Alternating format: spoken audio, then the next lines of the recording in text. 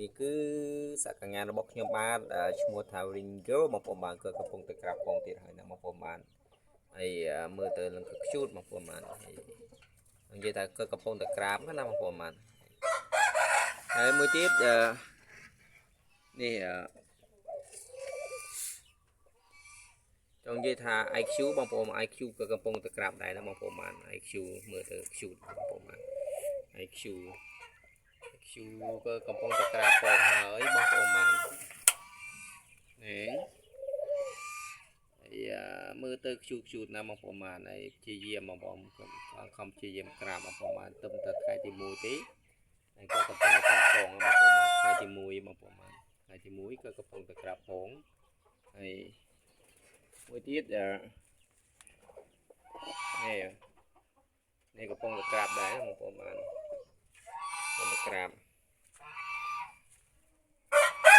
ទៅក្រាបបងប្អូនប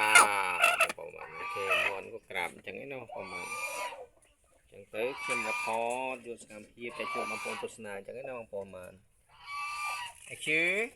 are you okay are you okay baby are you okay អូ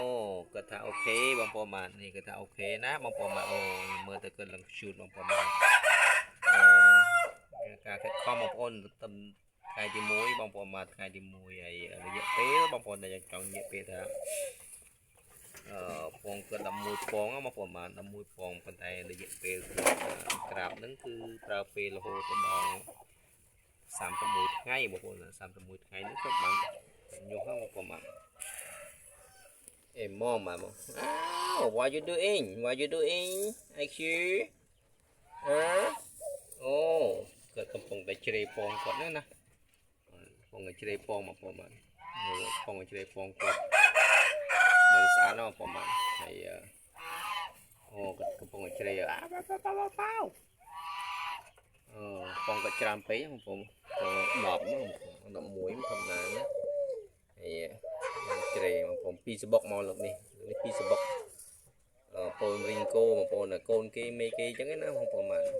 វាពងដល់2វាបានកូនវាបងប្អូនបានគូនក៏មុននឹងងាប់អស់លីងបងប្អូនដោយសារពេលដែលកើតមកចំមកជំងឺណាបងប្អូនបានជំងឺទៅងាប់អស់លីងបងប្អូនIQ What you in IQ ហ៎ IQ IQ what you doing អូខេមានតែប៉ុណ្ណឹងបងប្អូនបានចែកជូនដល់បងប្អូនទស្សនាសង្ឃឹមថាបងប្អូនជួយ like ជួយ share បងប្អូនបានជួយ like ជួយ share ណាបងប្អូនពីសកម្មភាពពោល like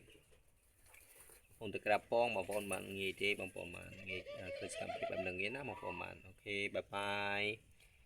គេព្យាយាមយកសារ៉ាមកដាក់មកលើអញ្ចឹងណាបងប្អូនបាន